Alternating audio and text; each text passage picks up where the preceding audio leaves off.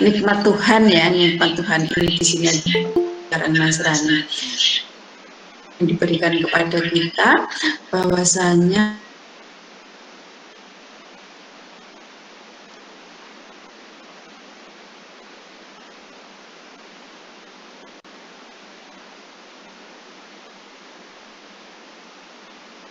pendengaran dan lain sebagainya.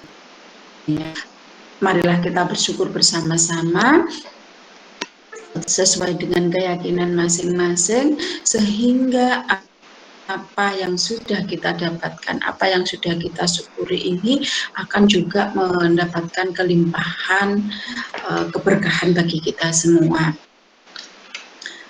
Emosi positif itu akan membawa kebermaknaan diri kita. Pada dasarnya dengan emosi positif, pola berpikir kita juga akan terkontrol. Ya, karena kalau kita berpikir menggunakan emosi, yang terjadi adalah misalnya tergesa-gesa, menggunakan ego dan lain sebagainya, sehingga jika kita berpikir memakai emosi akan merugikan diri kita.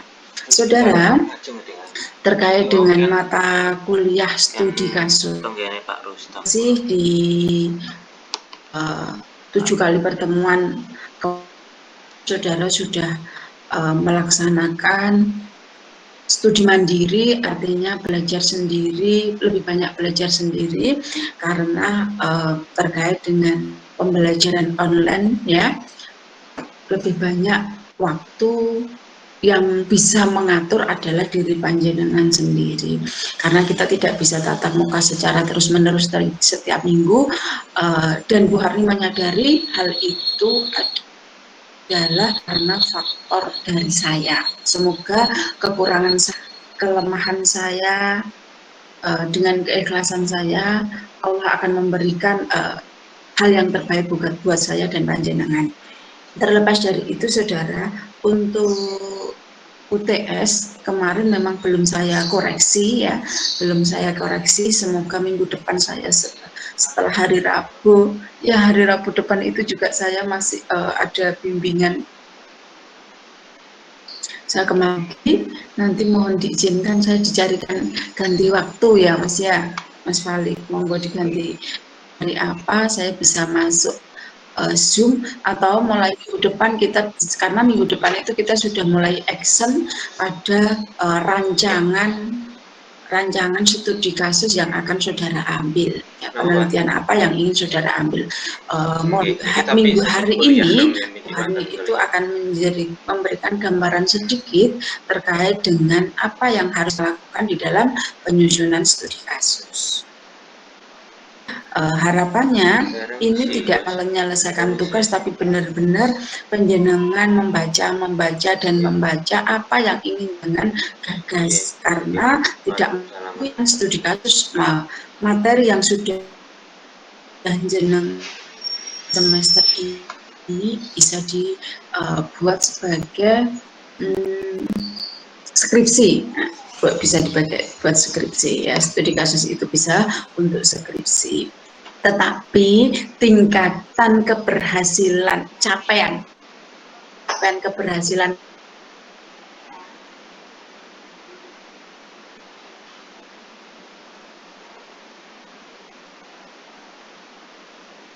yang ini ya, tahapan-tahapan tata tulis dan lain sebagainya itu harus powerful, kemampuan intelijensi jenengan, kemampuan pemahaman saudara terkait dengan judul yang diangkat itu teorinya harus kuat. Ya, studi kasus ini Bu Harni sebatas memberikan gambaran-gambaran secara umum apa yang harus dilakukan, tapi tidak sedetail pada skripsi. Ya, kalau sedetail skripsi waktunya nggak menutup. Baik, izin share ya. Ada pertanyaan dulu deh. Ada pertanyaan nggak? Belum ada, Bu. Belum, Bu. Oke, belum ada. Izin.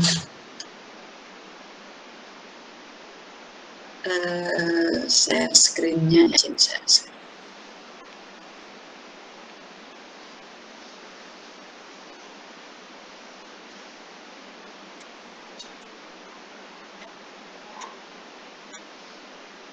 Sabar ya, laptopnya minta kecepatan cuma 30 ya.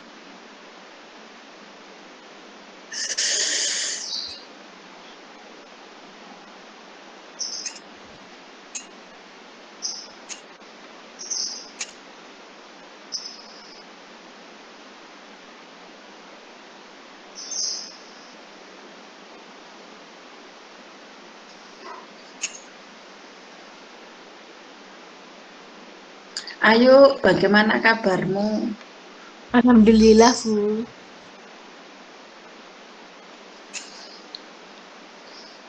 Cek, suara saya didengar? Masih, Bu? Terdengar Masih Bu. jelas. Soalnya di sini ini apa ya? Saya takut kalau sinyal di kelas ini sering Bu Harni sinyalnya hilang.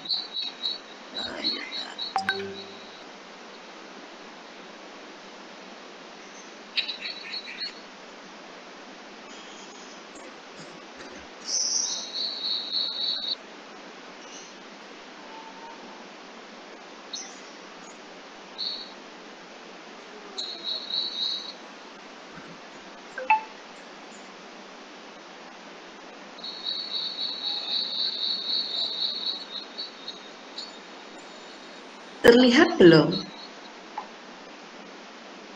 Belum, Bu. Sebetulnya saya Belum Bu. Iya, tunggu dulu.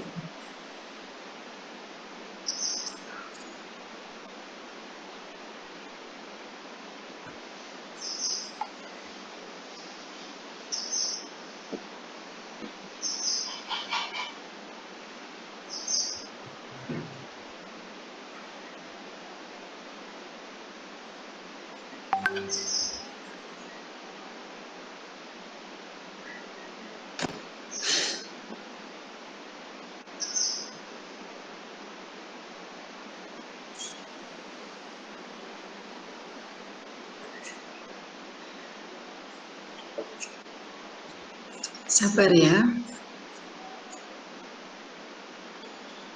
siap, Bu.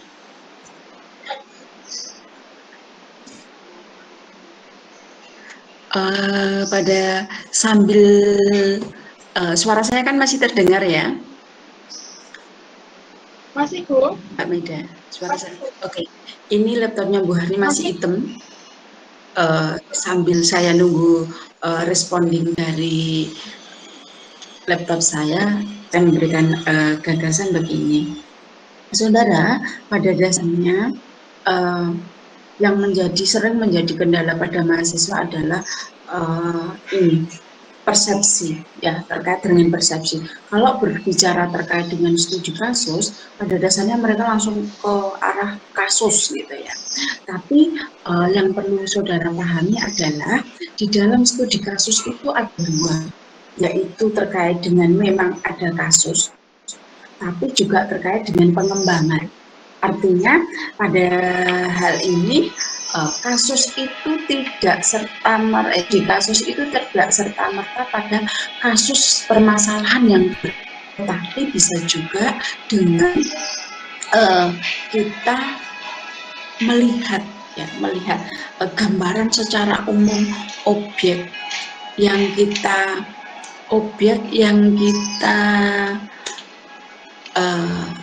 ingin kita teliti, ya, gambaran tentang objek yang kita teliti. Misalkan terkait dengan proses pelayanan bimbingan konseling di sekolah mana. Nah, itu kan tidak kasus, Jadi kita melihat apa yang ada di sana. Terus kemudian terkait dengan implementasi program misalnya BK.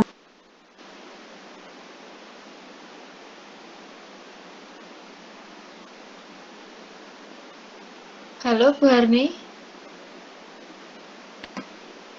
Bu Harni keluar Mbak, sepertinya sinyalnya.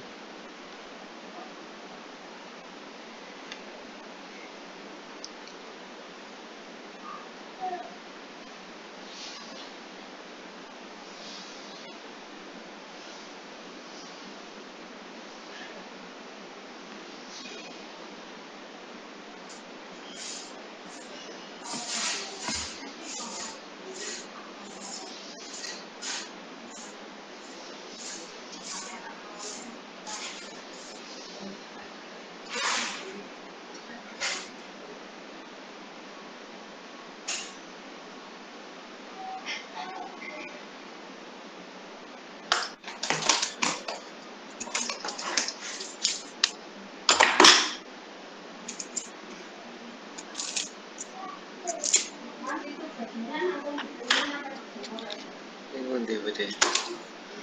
Oh, temu anu dikeringkan mawon gitu.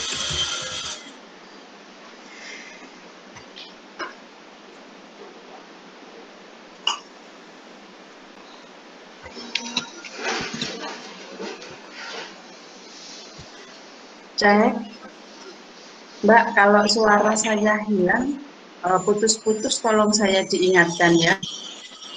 Ya, Baik, Bu. terusnya. Oke. PowerPoint saya sudah kelihatan.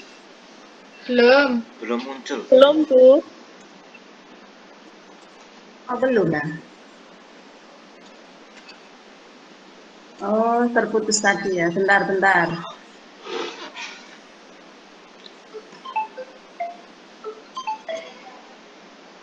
Pripun, Mbok? Loh, ini saya sekedap niki kula kuliah iki. Pripun? Sekedap kayak Zoom. Nggih. Bude, nggih, Bu. Dikangkan Ibu teng teng ngajeng ditimbali.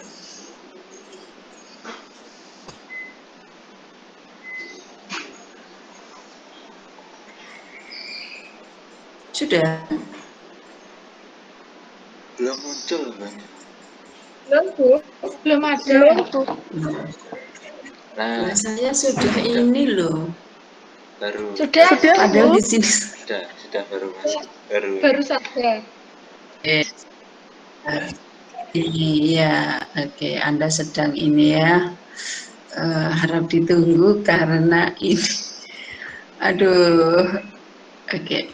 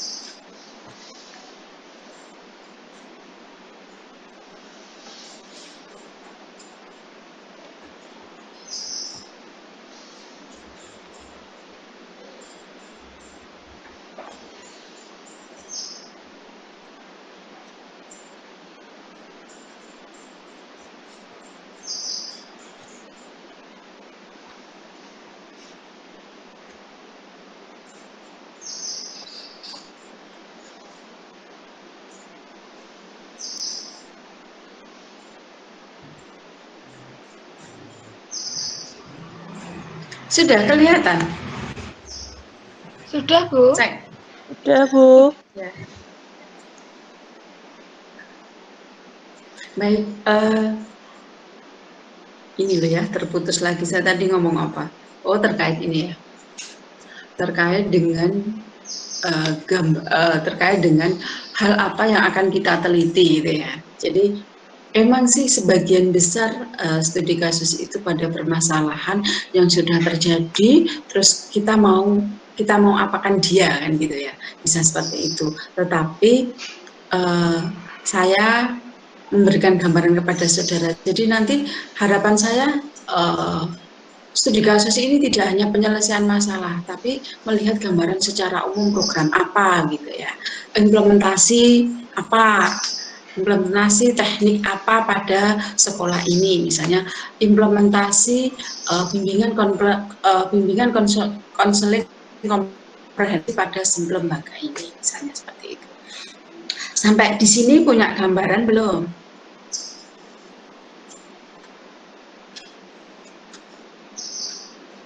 Cek. Iya, Bu. Belum ada, Bu. Oke. Belum ada apanya? Belum ada gambaran. Oh, belum ada gambaran. Baik. Berarti pemahaman saudara terkait dengan studi kasus pada, saya mengulang sedikit yang kemarin ya di materi-materi penjenengan terkait dengan apa itu penelitian studi kasus, apa itu ciri-cirinya, ya, apa itu karakteristik studi kasus. Jadi penelitian studi kasus itu saudara adalah mengangkat fenomena atau mengangkat permasalahan, mengangkat penelitian berbasis case study ya. Penelitian studi kasus ya. Pada penelitian studi kasus itu kan bisa bersifat ya, bisa bersifat deskriptif ya, bisa bersifat deskriptif. Kemudian pada penelitian studi kasus itu bisa melihat kasus tunggal, bisa melihat kasus secara multiple, secara keseluruhan, secara umum, misalnya terkait dengan kasus potensi belajar siswa pada masa pandemi, ya, keaktifan siswa mengikuti mata kuliah ya, pembelajaran daring misalnya di SMP seperti ini misalnya. Nah, itulah studi. Jadi studi kasus itu adalah penelitian kualitatif ya, bukan penelitian kuantitatif. Jadi nanti nggak ada angka-angka, nggak ada analisis hubungan ya, analisis korelasi itu nggak ada. Tetapi ini benar-benar penelitian berdasarkan hasil ya, analisis kualitatif yang saudara lakukan di lapangan berdasarkan subjek penelitian saudara. Bu, penelitian studi kasus ini respondennya berapa? Jadi penelitian studi kasus ini bisa 1 orang pun bisa yang kita teliti. Bisa satu sekolah bisa sebuah implementasi bisa ya. Jadi penelitian studi kasus ini tergantung pada peneliti. Artinya apa? Bukan berarti tidak ada batasan-batasan ya, tetapi di dalam penelitian ini saudara nanti adalah mengungkap secara mendalam apa yang panjenengan teliti. Saya ulang kembali. Jadi pada penelitian ini nanti jenengan datang langsung ke partisipan ini, ke orang ini yang jenengan teliti, misalkan terkait dengan kesulitan belajar. Mengapa dia ini benar-benar kesulitan belajar? Apa penyebabnya? Ya. Saat apa saja kesulitan belajar itu dia hadapi misalnya. Belum tentu dia akan merasa kesulitan belajar terus. Oh, ternyata kalau kesulitan belajar ini saat dia menghadapi guru yang seperti ini. Oh, dia mengalami kesulitan belajar ini pada materi matematika misalkan. Nah, itu gali secara mendalam apa yang ada di dalam diri partisipan kita melalui wawancara ya, pastinya ya, melalui interview kita, melalui dokumentasi kita, observasi kita misalnya di saat dia mengikuti pembelajaran misalnya. Bu Harni saat sekarang kan meneliti kompetensi sosial anak. Ya, di saat kompetensi sosial anak itu, bagaimana sih kompetensi sosial anak itu? Kompetensi sosial anak itu adalah kemampuan anak untuk menginterpretasikan dirinya di saat dia bergabung dengan orang lain, bisa memahami orang lain secara persepsi, secara kognitif dan psikomotorik. Jadi ada secara kemampuan dia tahu bahwa oh, saya kalau di cemooh teman apa yang harus saya lakukan. Oh, ada teman saya yang melakukan kesalahan, apa yang harus saya lakukan. Oh, saya merasa diskriminasi, apa yang harus saya lakukan. Jadi dia bisa menempatkan diri, dia mampu memberikan empati kepada orang lain. Nah, apa secara psikomotor dia mampu melakukan itu. Bukan saja dia paham, tapi benar-benar dia mempunyai kompetensi. Nah, dari situ kita gali, kita lihat, oh, secara durasi waktu, misalnya, durasi waktu sehari dia melakukan misalnya temperamen tinggi. Berarti kalau dia temperamen tinggi, berarti kompetensi sosialnya rendah. Kalau dia masih melakukan temperamen yang tinggi, mudah marah dan lain sebagainya, nah, pasti dia tingkat kompetensinya perlu dipertanyakan. Nah, ini yang perlu kita gali di studi kasus. Jadi boleh hanya satu orang. Bu, apakah boleh satu orang dengan banyak kelompok? Boleh. Jadi misalnya dengan peer group mereka, ternyata satu ini yang Bali loh. Ya, itu boleh kita teliti. Ya, tetapi saudara yang perlu diingat, meneliti ya, memberikan treatment, memberikan solusi dan lain sebagainya itu harus berbasis pada teori, ya, harus berbasis pada teori. Kemudian berkaitan dengan apa yang harus kita persiapkan, ya.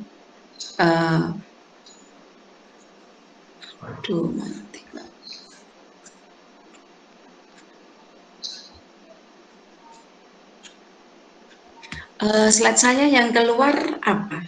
Hal yang dilakukan dalam penelitian studi kasus ya? Iya, Bu. Iya, Bu. Ya, Bu. Oke. Ya, Bu. Oke. Ya.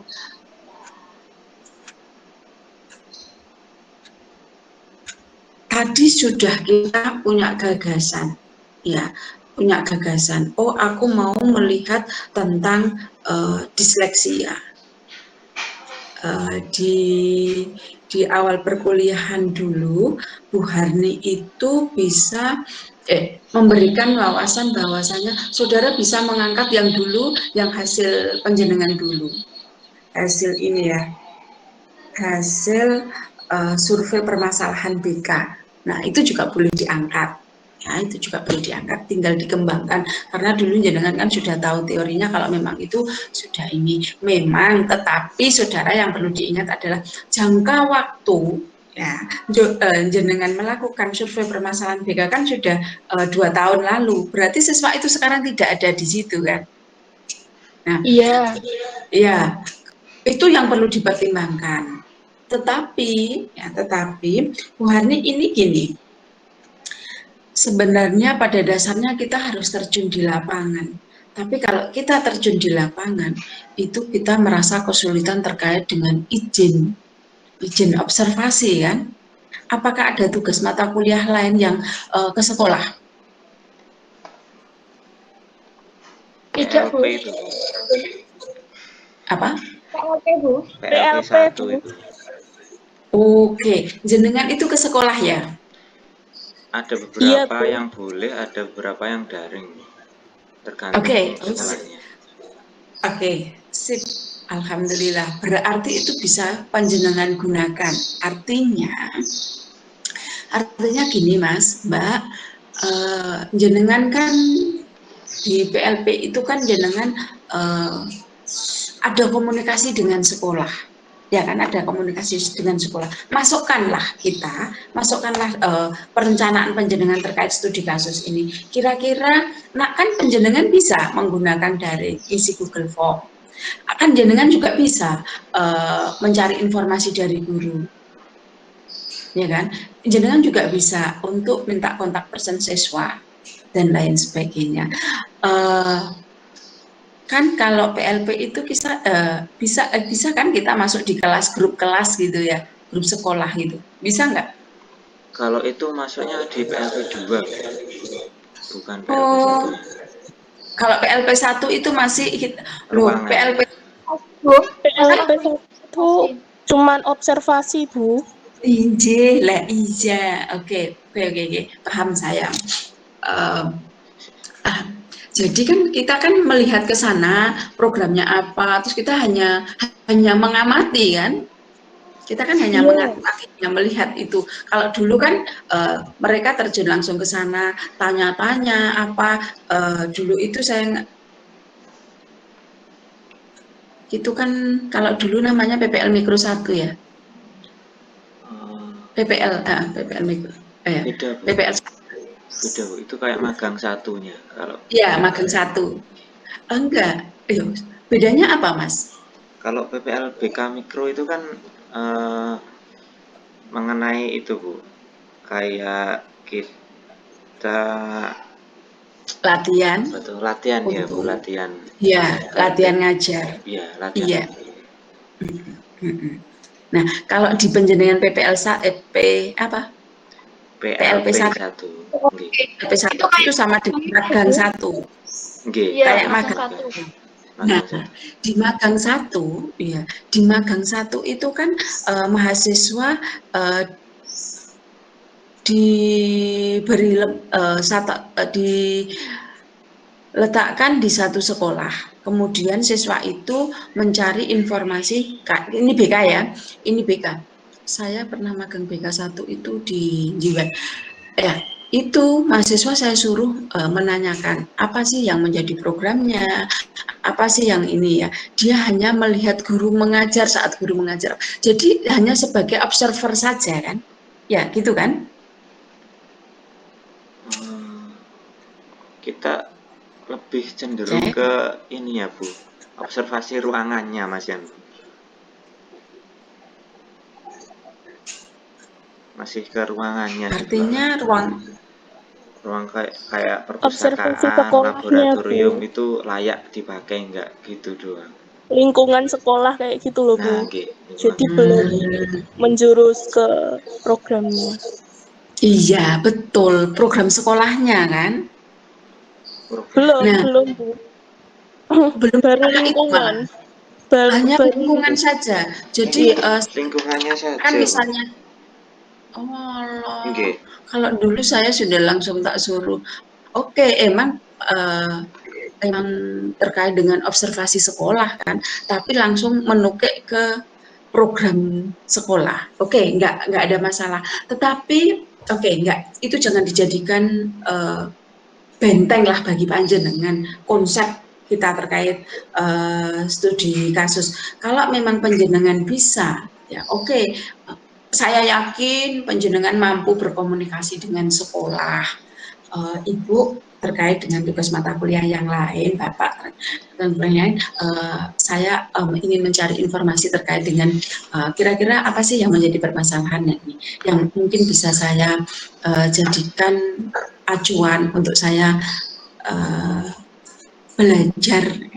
Itu aja, merendah, nggak usah ini saya belajar menulis tentang studi kasus yang ada di lembaga ini. Itu kalau saya ingin penelitian ini jangan itu dulu. Saya untuk belajar menulis terkait dengan kasus yang mungkin bisa di sini agar saya bisa belajar secara teori dan prakteknya gitu. Nanti pasti, oh Mas, masalah di sini tuh terkait kedisiplinan. Ya sudah, masukkanlah kedisiplinan itu. Tapi nambah, jangan ini kedisiplinan, yo masuklah kedisiplinan, ya terus kedisiplinan, semua nanti kedisiplinan gitu loh ya, ada pemerataan. Artinya apa? Di panjenengan itu nanti gagaslah yang kira-kira itu terjadi, tapi belum banyak orang mengangkat, itu yang nanti luar biasa. Itu ya. Oke, sampai di sini ada yang mau ditanyakan dulu. Jadi nanti ini Bu, tanya Bu. Ini nanti Jadi, tanya mengenai studi kasusnya di sekolahan tempat magang gitu Bu. Permasalahan yang ada. Gitu. Nggih. Oke, iya. Apabila, nah itu tadi kan Mas, apabila penjenengan di sekolah itu bisa, kenapa tidak? Gitu. Kalau memang tidak bisa, ya orang di lingkungan panjenengan.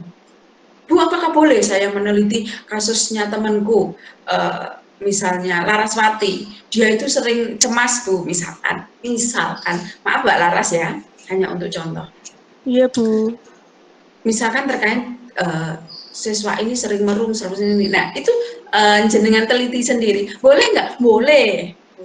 Tetapi memang kalau memang di sekolah itu jenengan ada kan lebih bagus gitu. Ya Mas ya, Mbak, paham ya? Apakah tadi kan sudah dijelaskan toh, boleh individu, boleh ini. Bu, pesertanya partisipannya misalnya SD boleh Bu? Boleh. TK boleh Bu? Boleh. Ya. Iya. Jadi sih makanya. Halo? Ya, izin bertanya Bu. Jadi, semisal saya itu mau observasi ke SD saya kampus mengajar itu diperbolehkan ya Bu ya? Boleh. Terima kasih Bu. Oke, masukan Mbak Maida. Ini Mbak Maida ya? Mbak Maida, kamu di sekolah apa? Di sekolah mana? SD Jomblang 2, Bu. Jomblang. Iya. Jomblang apa Jomblang? Oh, SD Jomblang. Takeran. Oke. Di Iya. SD Takeran itu kan jenengan sudah mulai tanggal 23 apa? Maret ya? Iya, 27 iya, Bu. Maret, mulai 27 Maret itu. Nah, di situ panjenengan kan sudah observasi kan? Nah, jenengan kan sudah ada program di sana. Sudah, Bu. Sudah. Jelas, ada program. Programmu itu satu kamu tukik dari hasilnya. Apa yang ingin kamu angkat? Boleh, Mbak. Iya, Boleh. Bu. Baik, Bu, terima Boleh. kasih. Karena banyak sekali permasalahan yang Yes. kampus mengajar itu. Ya, itu ya. Bu, misalkan yuk tanya yuk. Misalkan ayo gini, Bu, tetanggaku Bu, mereka Down syndrome, mereka autis dan lain sebagainya. Ini tidak terlepas dari mata kuliah BK ya, terlepas dari mata kuliah BK. Jadi apa yang kita gali, kita teliti terkait dengan kasuistis, misalkan menurunkan temper tantrum anak untuk memberikan pelatihan apa untuk menurunkan apa, itu boleh. Tes, ada pertanyaan lagi, Aziz? Nggak tanya? Aziz nggak tanya. Oke.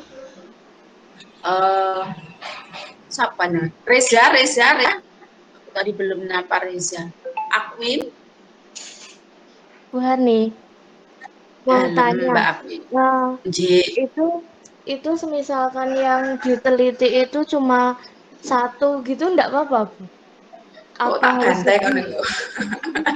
Nangis aku.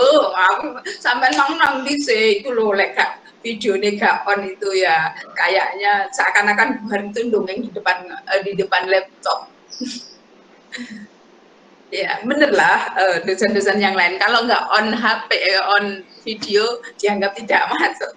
Tetapi gini, Mbak Akwin, cantik, ya, bahagialah kamu, nak. Jadi, studi kasus itu satu orang boleh, satu orang dikolaborasi dengan, satu orang dikolaborasi dengan kelompok, boleh, ya. Satu kelompok boleh ya, misalkan masyarakat terkait dengan budaya itu apa, larungan ngebel itu loh ya, larungan itu dikaitkan dengan konseling, boleh loh ya, boleh Mbak. Misalkan keefektifan apa, boleh. Misalkan program sekolah, jenengan melihat implementasi Undang-Undang Nomor 11 Tahun 2014 pada sekolah apa, boleh, nggak harus kasuistis. Kalau implementasi kan nggak kasuistis, hanya itu dilaksanakan apa tidak jenengan berikan gambaran. Ya, paham ya? Mbak Isa, ada yang mau ditanyakan? Enggak? Oke, lanjut ya. Wes. Oke, kita ke materi. Saya sampai jam berapa? Wes, pokoknya selesai materi saya, jenengan punya tugas mandiri gitu ya. Mumpung saya hari ini ada rodok longgar gitu.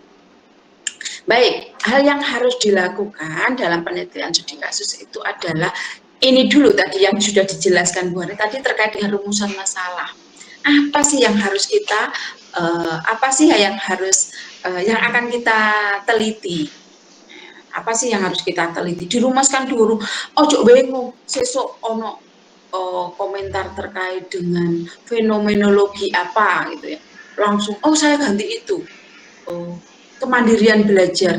Wes, kemandirian belajar itu sekarang sudah tidak saatnya. Sosial emotional learning, ini sekarang nggak ada yang neliti itu. Coba diteliti terkait dengan sosial emotional learning peserta didik. Hanya melihat itu aja, boleh ya. Kemudian mengumpulkan data di lapangan itu gini maksudnya. Kalau jenengan sudah, aku mau dari tadi ya sudah melihat apa yang mau kita tukik ya, kita tukik tadi itu kita kumpulkan kira-kira di sana itu banyak yang terjadi seperti ini. Kemudian dianalisis, kemudian dirumuskan, dan disusun rekomendasi ini di bab 5 ya, di bab 4 dan 5. Kenapa? Ini secara umum ya, jadi harus ada rumusannya dulu, ada pengumpulan data, ada analisis data, ada rumusan dan penyusunan ini. Kemudian komponen penting ini tadi yang dijelaskan oleh Bu Hani, lingkaran ini yang harus kita lakukan ya, lakukan. Yang di atas tadi adalah terkait dengan tata tulisnya. Jadi terkait dengan kira-kira posisi yang harus kita teliti tadi ya. Oh, saya hanya untuk usaha preventif, oh saya usaha kuratif. Enggak apa-apa, boleh. Barulah susunlah proposal penelitian terkait dengan bagaimana sih penyusun proposal penelitian. Nah, ini yang menjadi tugas akhir saudara nanti di UAS adalah mengumpulkan proposal penelitian. Nah, proposal penelitian itu panjenengan gagas mulai hari ini hingga ke depan. Mulailah membaca jurnal, mulailah membaca buku, mulailah cari teori-teori terkait apa yang ingin saudara teliti. Bacalah tentang bagaimana sih riset case study, bagaimana sih meneliti studi kasus, apa sih tahapan-tahapannya. Kemarin belum UTS sudah dibahas, tetapi hanya sebatas gambaran secara umum. Untuk lebih memahami, saya yakin saudara akan lebih paham, lebih tahu apabila saudara membaca ulang. Oh, saya ingin mengangkat disleksia. Pahami itu apa sih disleksia, komponen apa yang mempengaruhi disleksia, kira-kira treatment apa yang harus diberikan, kenapa ini terjadi. Nah, penelitian studi kasus terkait disleksia itu apa saja yang harus dilakukan.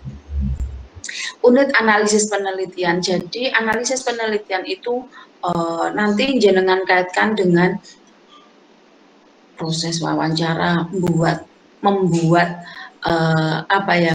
desain untuk wawancara harus dibuat, nggak asal ngomong semau gue ya, harus itu dilampirkan nanti di ini. Kemudian logika mengaitkan data dengan proporsi, artinya apa? Benar nggak yang data yang sudah kita ambil? Karena di studi kasus ini saudara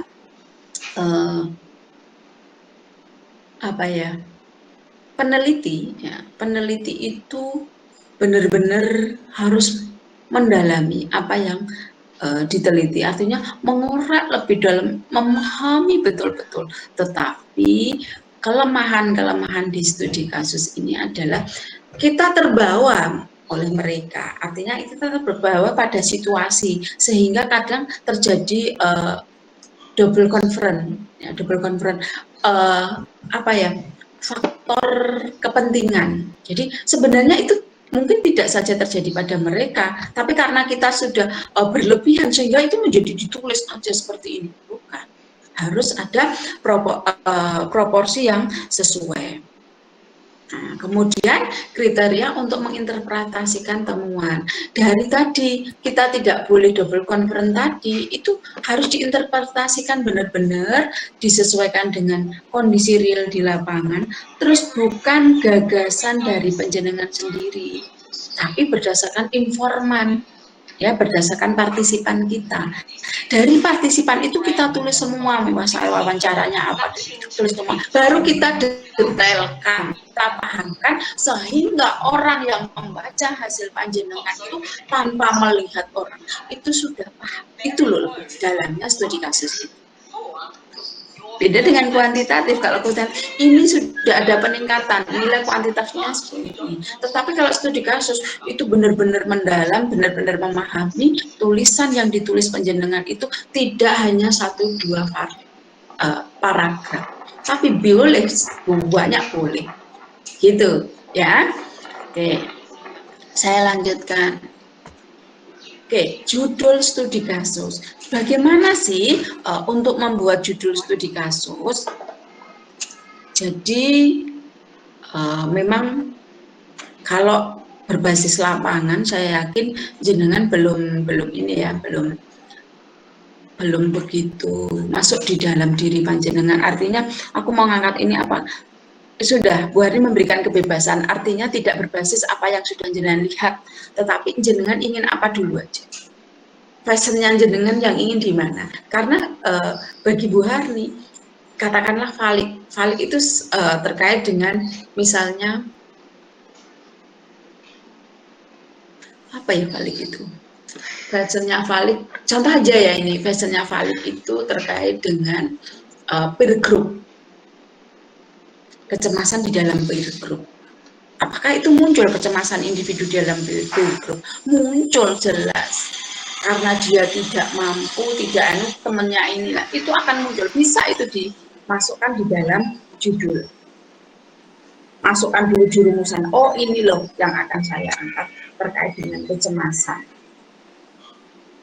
Oh enggak, bahwasanya guru adalah polisi sekolah. Ini yang mau saya angkat. Boleh, ya, harus menarik. Mengapa menarik? Karena begitu orang membaca studi kasus tentang bla bla bla. Oh, menarik apa tidak? Oh, kemandirian. Wah, sudah banyak. Pasti orang nggak akan banyak baca karena sudah banyak. Gitu. Tetapi kalau menarik, misalkan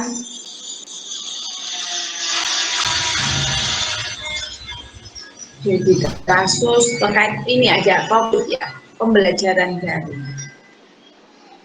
Tingkat partisipasi siswa dalam pembelajaran daring. Topik. Harus cari teorinya. Jelas tergambar apa yang akan diteliti. Dari judulnya sudah harus kelihatan apa sih yang akan diteliti. Oh, terkait disleksia. Oh, terkait tentang implementasi program BK komprehensif. Apa sih BK komprehensif? Misalkan. Orang akan tahu, oh ini perlu, pasti dia akan pengen ini. Kemudian precise, yaitu bagaimana ketepatannya. Benar enggak ini? Judul sama isinya sama enggak? Gagasan di latar belakang nanti juga akan terlihat. Nah, jumlah judul ya tidak boleh terlalu panjang. Kalau di skripsi itu sampai 20 ya, saya di disertasi itu sampai 20 kata. Tetapi lebih singkat, padat dan jelas juga perlu dipertimbangkan. Nah, contoh judul ini tadi saya nulis banyak ya. Kelihatan nggak yang pakai HP? Kelihatan. Kelihatan ya? Oke. Itulah contoh, misalnya studi kasus anak kecanduan game online pada TK bla bla bla. Boleh nggak Bu? Kecanduan game online pada siswa siapa? Boleh. Di SD mana? Sebisa mungkin, ya sebisa mungkin. Boleh memang lingkungan panjenengan, tapi sebisa mungkin itu masih ranah pendidikan. Boleh nggak kita di masyarakat? Sebenarnya boleh, tapi gali dululah yang pada ranah pendidikan. Ya, pada ranah pendidikan. Karena konseling keluarga juga bisa masuk ya pada studi kasus ini. Peran apa ya, peran ibu dalam mengelola emosi anak. Studi kasus pada keluarga broken home. Boleh ya, boleh. Keefektifan pelatihan komunikasi asertif dapat menurunkan temper tantrum anak. Ini judulnya Bu Harni dulu ya, judulnya Bu Harni dulu. Peranan guru BK ya, peranan guru BK dalam program leadership di bla bla bla. Ya Kak. Studi fenomena kasus apa di sekolah mana juga boleh. Kenapa Mas Krisna keluar ya? Strukturisasi program bimbingan konseling di SMP Negeri 1 Padas, misalnya boleh. Gambaran stres siswa SD apa, misalnya. Gambaran stres siswa pada masa pandemi, pembelajaran strukturisasi keaktifan belajar siswa. PMT itu PTM, pembelajaran tatap muka ya. Sekarang ini kan sudah PTM ya, restrukturisasi program PTM di SD mana. Karena tidak menutup kemungkinan pembelajaran tatap muka sekarang itu mempunyai kendala juga. Yang mempunyai kelebihan, mempunyai peluang. Nah, itu bisa digaris. Dan lain sebagainya sampai di bawah ya. Silakan nanti dilihat. Contoh judul sudah. Sekarang sudah menulis di proposal. Yang mau dibahas di Bu Harni di sini adalah terkait dengan pendahuluan dan metode. Kalau kajian teori jelas ya, sudah paham kajian teori. Tapi Bu Harni ingin, sebenarnya ini sudah banyak sering dilakukan sih di penjenengan buat makalah. Tapi pada dasarnya pada saat membuat makalah itu masih belum bisa menukik, masih berdasarkan persepsi sendiri, belum berdasarkan pandangan secara umum, pandangan secara empirik. Jadi saudara, di pendahuluan, terkhususnya latar belakang, itu mencakup 5 ini. 5 ini minimal. Artinya bukan 5 alinea ya, bukan 5 alinea. Jadi alasan dilakukannya penelitian. Nah, sebelum alasan dilakukan penelitian itu berikan ulasan gambaran secara spesifik ya. Kira-kira kemampuan perkembangan peserta didik umur berapa ini apa yang harus dia mampu. Tetapi kemudian ada fenomena yang harus diangkat di sana. Apa? Ternyata ada gap teori. Di sini ada siswa yang mengalami ini. Satu kelas sudah tuntas, tapi satu tidak tuntas. Nah, ini fenomena yang harus diangkat. Kemudian didukung oleh data maupun evidence. Artinya bagaimana? Jenengan menulis tidak hanya menulis, tetapi jenengan tuliskan berdasarkan hasil wawancara dengan 5 konselor yang ada di sekolah, bahwasanya menjelaskan tingkat kedisiplinan siswa di SMP ini mengalami penurunan pada masa pandemi. Hal ini dijelaskan oleh Bapak Suyitno. Beliau menegaskan bahwa 80% siswa tidak mengumpulkan tugas. Hal ini diperkuat dengan mungkin hasil setoran data siswa atau hasil kumpulan tugas siswa yang sudah dikumpulkan, yang sudah dikoreksi, itu hasilnya juga tidak maksimal dan lain sebagainya. Jelaskan di situ sedetail mungkin. Nah, kemudian mengapa itu terjadi? Kira-kira kalau itu dibiarkan, apa yang terjadi? Artinya bagaimana kalau itu dibiarkan, misalnya fenomena terkait kedisiplinan ya. Kalau itu dibiarkan, anak tidak mengumpulkan tugas, dibiarkan dan dibiarkan, apa yang akibat terjadi itu yang kalau tidak ditanggulangi? Pastinya akan terjadi hal-hal yang tidak diinginkan, misalnya prokrastinasi, tanggung jawab, ya kan, terkait dengan tanggung jawab, terkait dengan kedisiplinan dan lain sebagainya. Nah, makanya jenengan melakukan penelitian ini. Apa manfaatnya penelitian itu? Dijabarkan di situ. Nanti akan ada tujuan, Bu, nanti jumlah dengan tujuan. Pamit dengan nah, di pendahuluan di latar belakang ini hanya secara umum.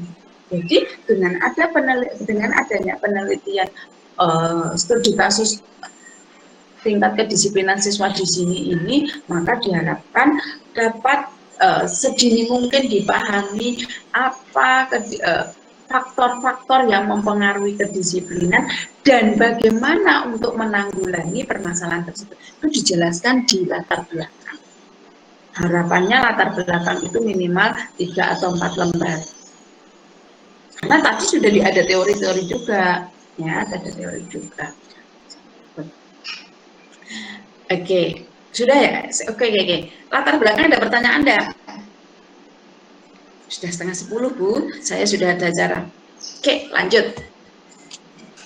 Di rumusan itu 2 yang mau kita kita masukkan terkait dengan bagaimana dan mengapa. Artinya bagaimana? Artinya bagaimana nanti Jupuri. Artinya apa? Artinya di dalam rumusan itu adalah menjawab dari latar belakang. Kita rumuskan dari latar belakang kita. Nanti pertanyaan-pertanyaan yang dimasukkan di latar belakang itu misalnya bagaimana prosedur pemberian layanan bimbingan konseling komprehensif pada siswa kesulitan belajar di SMA 1 Ponorogo.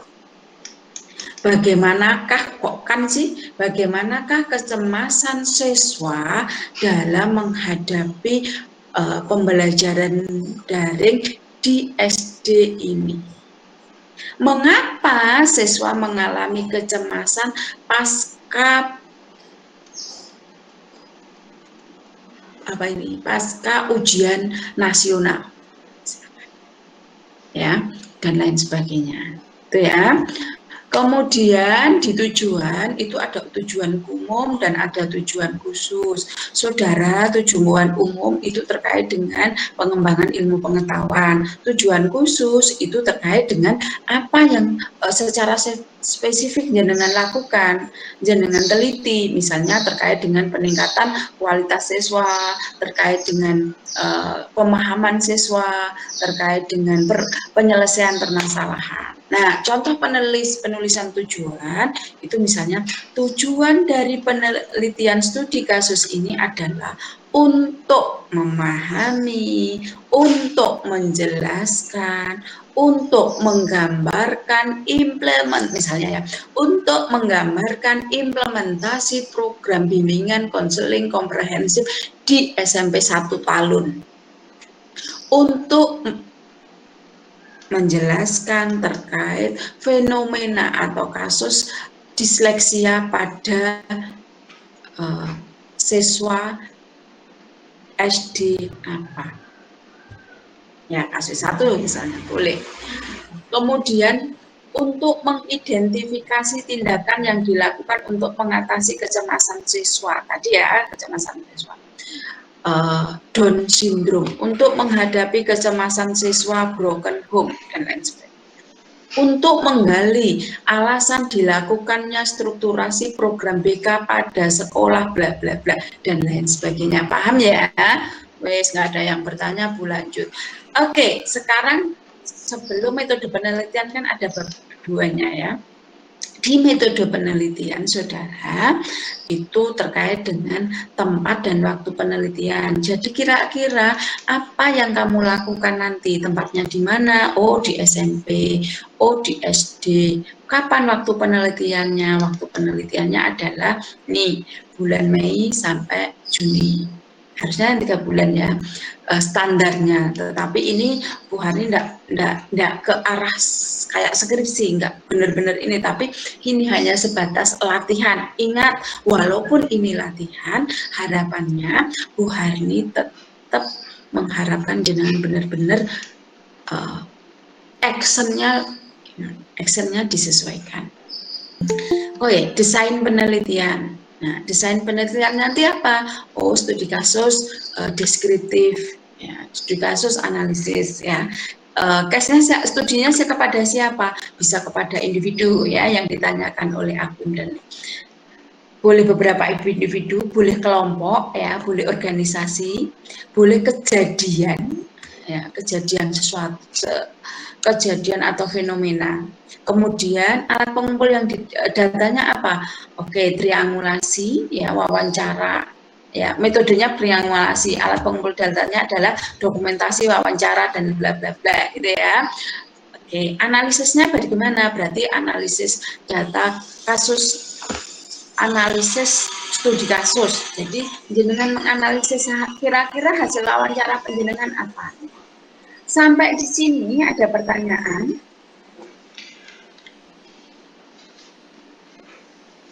Halo, nggak ada pertanyaan? Sudah paham semua? Oke, ini istirahat dulu.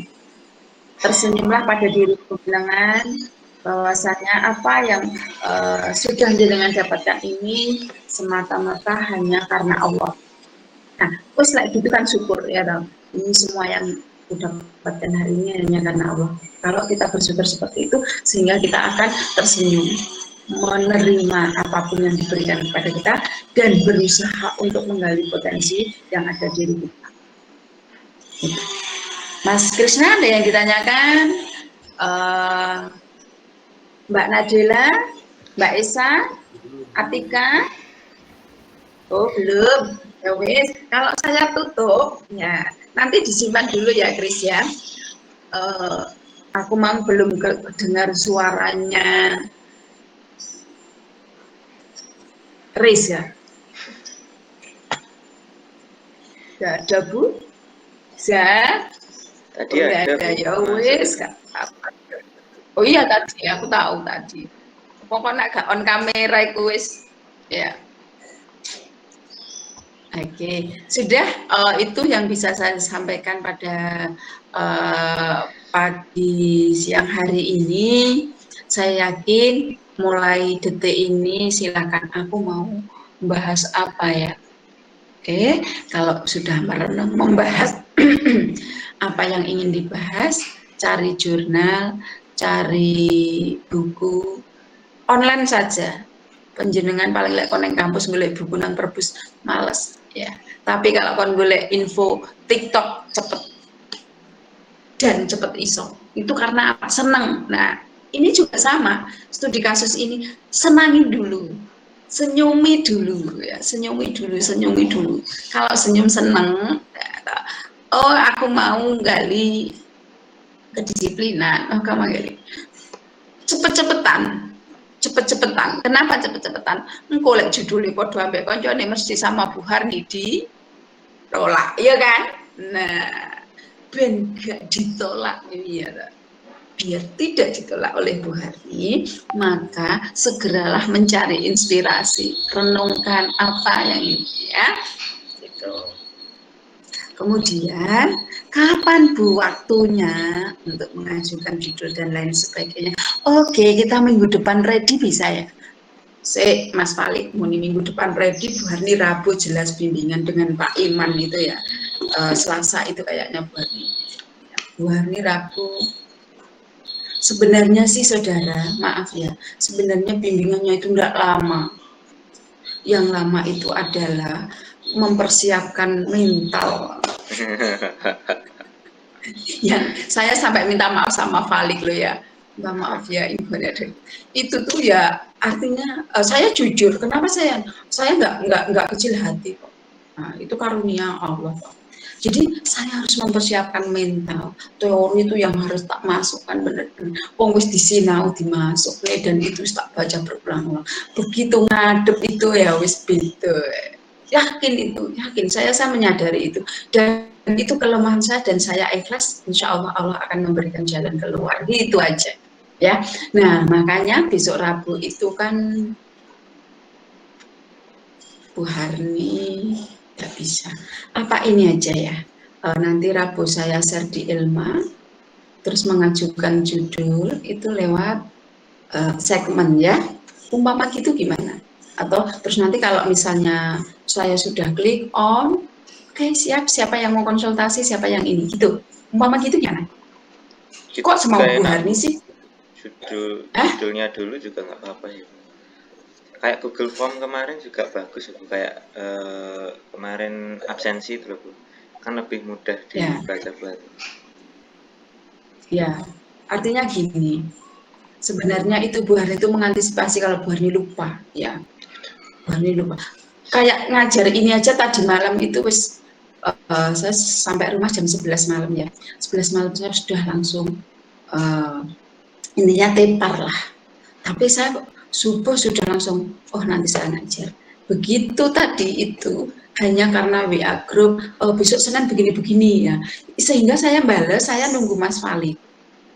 Ternyata terus saya buka-buka data, lupa jamnya, wis kebablasan gitu ya. Tuh manusiawi itu kelemahan saya sekarang loh ya. Karena banyak tanggungan. Itu ya. Oke, disepakati gimana? Aduh.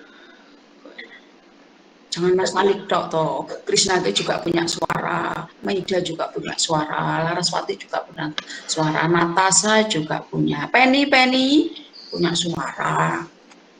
Jadi engko nek Kalau saya kelemahan dulu gimana Mbak Mei? saya lewat ilmu itu kok apa Bu?